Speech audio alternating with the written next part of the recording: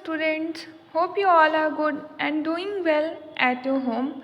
Myself Diksha Rai. This is your subject teacher of science from LPM Public School, which is situated in Kola Bazar, Gorakhpur. So my dear students, in this video we are going to revise chapter number 3, that is housing and clothing. And children, as you know very well, in your previous video we have already read and learn about chapter number 2, that is keeping safe. And as you know very well, there are a lot of safety rules for all of us. Now in this video I am going to explain you chapter number 3, that is housing and clothing. What is the name of this chapter? The name of this chapter is that housing and clothing. So first what will we do? Firstly we will explain the chapter number 3. So on your page, as you can see, observe the two kinds of houses given below and answer the following questions. So now house number A, and as you can see, house number B. So as you can see, this house is weak and this is very strong. House number A is a weak house, and next house number B is a strong house. House A is mostly made of mud and straw, bricks and cement. So my dear children, as you can see, house number A is made of mud and straw. Now question number 4, house B is mostly made of bricks and cement. As you can see, house number A is made of, and house number B is made of bricks and cement. So now we are going to explain your chapter, that is, the name of chapter is that housing and clothing. So now we are going to discuss about the first topic from your chapter, is that good and clean house. Good and clean house. A house can be big or small. It can have one or more rooms. There are 3 essential features of a good house. It should be well lit, airy and clean. So my dear students, as you know, house जो होते हैं वो 2 तरीके के होते हैं, या तो वो बहुत ही बड़े होते हैं या फिर वो छोटे होते हैं. और इट कैन हैव 1 और मोर रूम्स. घरों में या तो 1 कमरे होते हैं या फिर 1 से अधिक कमरे होते हैं. There are 3 essential features of a good house. अच्छे घरों के 3 आवश्यक फीचर्स होते हैं, जैसे it should be well lit, airy and clean होना चाहिए. And now living a clean house helps us stay healthy and happy. Insects and germs are found in dirty places or spread diseases. So living in a dirty house can make us ill. Let us learn some ways to keep our house clean. Living in a clean house helps us stay healthy and happy.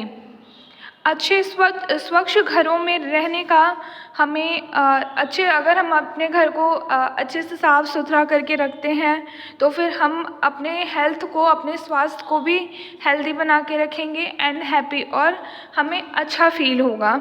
Insects and germs are found in dirty places are spread diseases.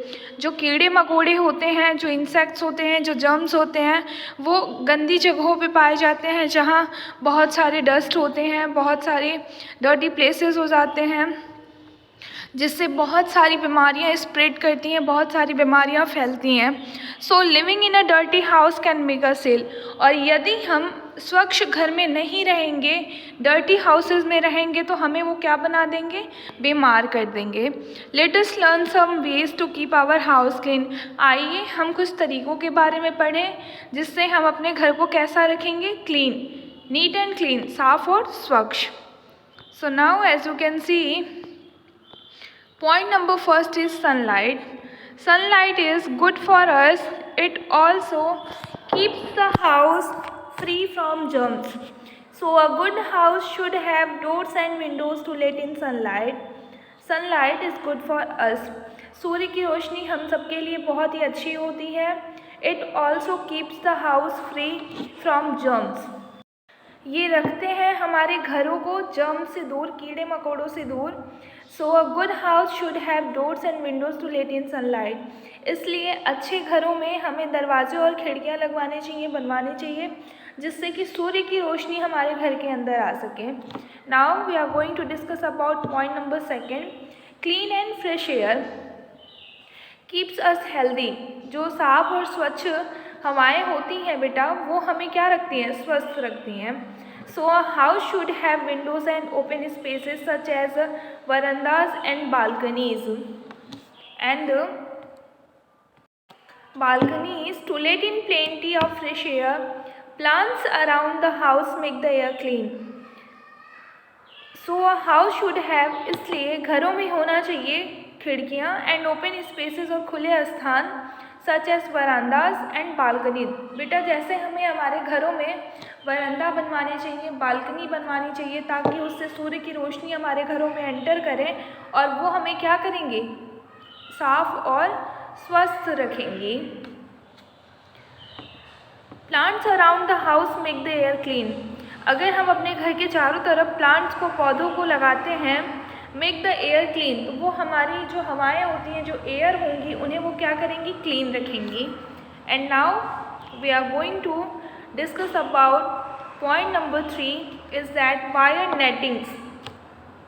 Wire nettings indoor and windows stop the entry of insects such as mosquitoes and flies. They, however, allow sunlight and air in to come in. Wire netting indoors. अगर हम दरवाजे और खिड़कियों में wire netting लगवाते हैं तो वो क्या करती हैं बेटा? वो कीड़े मकोड़ों और मच्छरों और फ्लाइज को, मक्खियों को अंदर आने से क्या करती हैं? रोकती हैं. इसलिए जब भी हम अपने घरों में खिड़कियां बनवाएं या फिर दरवाजे रखें तो उनमें हमें वायर नेटिंग ज़रूर लगवाना चाहिए. They however allow sunlight and air to come in. और यदि हम अपने घरों और खिड़कियों में वायर नेटिंग लगवा के रखते हैं तो वो क्या करती हैं? अनुमति देती हैं sunlight and air to come in, सूर्य की रोशनी और हवा को अंदर आने के लिए. Now we are going to discuss about the next point. Household wastage should be thrown into dustbins. Dustbins should be kept covered and cleaned daily. हमें डस्टबिन्स को क्या करना चाहिए? कवर करके रखना चाहिए और उसे प्रतिदिन साफ सुथरा रखना चाहिए, उसकी सफाई करनी चाहिए. Floors should be clean. Floors should be cleaned daily. We should use a germ killer while cleaning the floor. हमें फ्लोर्स को, फर्श को क्या करना चाहिए बेटा? हर रोज़ क्लीन करना चाहिए, हर रोज़ उसकी सफाई करनी चाहिए. We should use a germ killer. और हमें सफाई करते समय जर्म किलर का प्रयोग करना चाहिए. वाइल क्लीनिंग द फ्लोर, जब हम क्या कर रहे हो? अपने फर्श की साफ सफाई कर रहे हो. Now we are going to discuss about the next point is that we should regularly dust our house. हमें प्रतिदिन हर रोज़ अपने घर को डस्ट आवर हाउस, साफ सफाई करना चाहिए. हमें हर रोज़ अपने घर को साफ करना चाहिए. Now we are going to the next point. Bathrooms and toilets should be clean regularly. हमें बाथरूम्स और अपने घर के टॉयलेट्स को हर रोज़ क्लीन करना चाहिए, हर रोज़ उनकी सफाई करनी चाहिए. The drains from the kitchen and bathroom should be well cover to keep away insect. हमें अपने घरों के किचन और बाथरूम को क्या करना चाहिए? कवर करके रखना चाहिए. To keep away insect such as flies and cockroaches. हमें अपने घरों में अगर कॉकरोचेस और मक्खियों को एंटर करने से, उनके प्रवेश करने से उन्हें रोकना है तो हमें अपने घर के टॉयलेट्स को प्रतिदिन साफ करना चाहिए और उन्हें कवर करके रखना चाहिए. So now we are going to discuss about the last point is that things should be kept in their right place. हमें अपने घर की वस्तुओं को उनके सही स्थान पर रखना चाहिए. This way the house looks neat and tidy and we need not waste time looking for things. यदि हम अपने घर में सारी वस्तुओं को, सारी चीज़ों को उनके सही स्थान पे रखेंगे तो हमें हर रोज़ अपने टाइम को, अपने समय को वेस्ट नहीं करना पड़ेगा अपने घर को साफ सफाई करने के लिए। Now let's remember, unscramble the words below that show a few features of a good house. Write one line on each. Sunlight. As you can see, now we will rearrange the letter in a very well way. Like, as you can see, number first is that LITHGNUS. This is sunlight. The house should be well lit. Now BINSTUDS, this is dustbins. Throw the garbage in the dustbins. Now RWITENNICT, this is wire netting. It stops the entry of the insect. Now RANDEVAH, this is veranda. It is an open space in our house. Now children, we are going to discuss about cloths and fibers. We need clothes to cover our body and to keep us warm in winter. Cloths also protect us from the heat of the sun, cold, rain and insect bite. We need clothes to cover our body and to keep us warm in winter. हम सबको आवश्यकता होती है अपने body को cover करके रखने के लिए और ठंड के दिनों में उन्हें गर्म रखने के लिए। Clothes also protect us from the heat of the sun, cold, rain and insect bite. कपड़े हमें सुरक्षा प्रदान करते हैं किससे? हीट ऑफ द सन, सूर्य की गर्मी से, कोल्ड ठंड से, रेन बारिश से एंड इंसेक्ट बाइट और कीड़े मकोड़े जो हमें काटते हैं उनसे बेटा हमें कौन सुरक्षा प्रदान करता है? Clothes. Now early man use the skin of animals to cover out the body. Early man, पुराने समय के लोग, प्राचीन समय के लोग अपने शरीर को ढकने के लिए एनिमल्स, स्किन ऑफ एनिमल्स, बेटा वो जानवरों के त्वचा का प्रयोग करते थे अपने शरीर को ढकने के लिए। Today we wear clothes made of different types of fibres. Now अभी इन दिनों हम अपने शरीर को ढकने के लिए कपड़ों का प्रयोग करते हैं जो कि अलग अलग फाइबर्स से बने होते हैं। Fibers can be natural or man-made. Fibers, there are two type of fibers. Number first is that natural fiber and number second is that man-made. So now, do you know that what is natural fiber? We are going to discuss about this topic. Number first is natural fibers. Natural fibers are those that are obtained from either plants or animals. Natural fibres वो होते हैं बेटा जिन्हें हम plants या फिर animal से प्राप्त करते हैं। Cotton, linen, wool and silk are example of the natural fibres.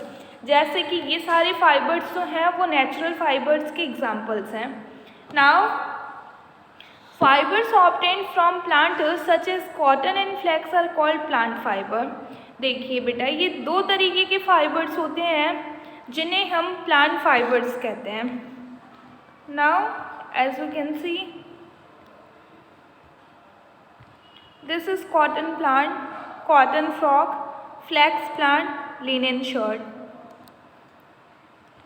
Now, fibers obtained from animals such as silkworm and sheep are called animal fibers.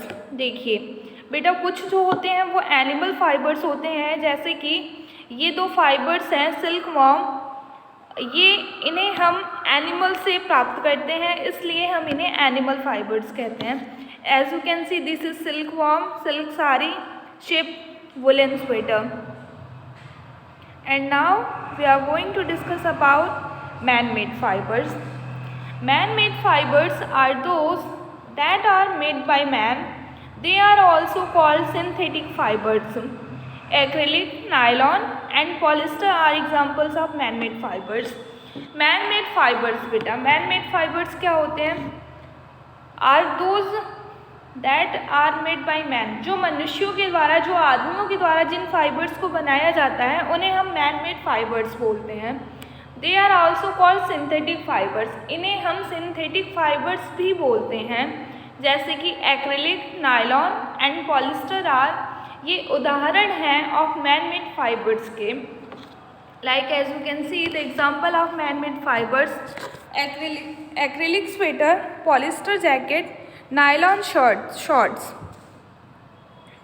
Now, clothes that suit the weather. We wear clothes made of different materials according to the weather of the place we live in. We wear clothes, हम कपड़े पहनते हैं made of different materials, जो अलग अलग विभिन्न प्रकार के मटेरियल से बने होते हैं according to the weather of the place we live in. जिन स्थानों पे हम रहते हैं वहाँ के मौसम के अनुसार, वहाँ के वेदर के अनुसार बेटा हम कपड़े पहनते हैं जो कि अलग अलग प्रकार के मटेरियल से बने होते हैं. लाइक इन समर, गर्मी में we usually wear light coloured clothes made from cotton और लिनन. गर्मी में के समय में हम सामान्यतः हल्के रंग के कपड़ों को पहनते हैं जो कि कॉटन और लिनन से बने होते हैं. Such clothes allow heat from our body to escape light. Colored cloths absorb a very light sunlight. This keeps the body cool. Now, in winter, we usually wear dark colored cloths made from wool. ठंड में हम गहरे रंग के कपड़ों को पहनते हैं जो कि वूल ऊन से बने होते हैं. Woolen cloths do not allow the body heat to escape, so we feel warm. Dark colored cloths absorb heat from sunlight. The heat of the sun is passed on to our body, making us feel warm. So my dear students, from this topic, now we are going to discuss about the last topic from the chapter, that is chapter number 3. In very cold places where it snows, बहुत जिन स्थानों पे बहुत अधिक ठंड होती है, जहाँ snow होती है, people wear clothes made of fur to keep themself warm. लोग फर से बने हुए कपड़ों को पहनते हैं जो उन्हें गर्मी प्रदान करती है, उन्हें गर्म रखती है. व्हेन इट रेन्स, जब बरसात होती है, जब बारिश होती है. We use raincoats made of water proof material. जब बारिश होती है तो हम रेनकोट पहनते हैं जो कि वाटर प्रूफ होती है, जो पानी से हमें सुरक्षा प्रदान करती है. Now let's remember, we are going to discuss about let's remember. Based on the hint given within bracket circle the odd one out. Cotton, silk, nylon. Natural fibres, nylon. Number second, cotton, linen, silk, plant fibre, silk. Number third, wool, silk, cotton, animal fibres.